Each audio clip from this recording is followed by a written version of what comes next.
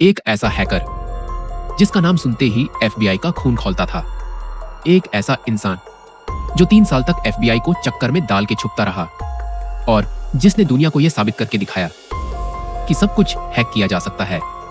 यह है कहानी केविन मिटनिक की, दुनिया का सबसे इन्फेमस हैकर। केविन मिटनिक का जन्म 6 अगस्त 1063 को वान नाइस, कैलिफोर्निया में हुआ। बचपन से ही वो टेक्नोलॉजी और गैजेट्स का दीवाना था।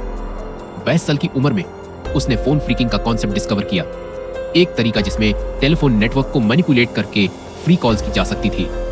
उसने लॉस एंजलिस के बस सिस्टम को भी हैक कर लिया, एक पंच कार्ड टिकटिंग सिस्टम का लूप होल यूज करके, ताकि वो फ्री बस राइड्स ले सके। सिर्फ 17 साल की उम्र में केविन ने अपना पहला मेजर हैक किया। टारगेट था डिजिटल इक्विपमेंट कॉर्पोरेशन का RSTSC/E ऑपरेटिंग सिस्टम। उसने सोशल इंजीनियरिंग के जरिए एक एम्प्लॉई से एक्सेस डिटेल्स निकाल ली और फिर नेटवर्क में घुस के प्रोप्राइटरी सॉफ्टवेयर कॉपी कर लिया। यह पहला इंसिडेंट था जिसने एफबीआई की नजर उस पर डाल दी। केविन का हैकिंग सफर और तेज हो गया। उसने Pacific Bell Atlantic, Motorola, Nokia, Fujitsu और सन माइक्रो सिस्टम्स जैसे बड़े टेलीकॉम और टेक्नोलॉजी कंपनीज के सिस्टम्स में अनऑथोराइज्ड एक्सेस हासिल किया। केविन का में वेपन था सोशल इंजीनियरिंग, लोगों को मैनिपुलेट करके उनसे पासवर्ड्स, सिस्टम कमांड्स और सीक्रेट डेटा लेना। इस दौरान उसने सेंसिटिव सॉफ्टवेयर, इंटरनल डॉक्यूमेंट्स और सोर्स कोड्स डाउनलोड किए। केविन को दिसंबर हैक के लिए अरेस्ट किया गया। उसने प्लिया बार्गेन में गिल्टी एडमिट किया और 1 साल जेल प्लस 3 साल प्रोबेशन हुई। लेकिन केविन के लिए यह सिर्फ एक पॉज था, गेम खत्म नहीं हुई थी। 1992 में प्रोबेशन वायलेट करते हुए केविन ने यूएस गवर्नमेंट के वॉइसमेल सिस्टम में हैक किया। एफबीआई ने उसका ट्रेस लगाया, लेकिन केविन हमेशा उनसे एक कदम आगे था। उसने क्लोन सेल फोन्स बनाए, फेक आईडीज यूज की और कॉन्स्टेंटली अपनी लोकेशन बदलती रही। वो 2 साल तक अलग अलग सिटीज में छुपकर रहता था, हर जगह से हैक्स करता था। केविन ने एक बड़ा रिस्क लिया।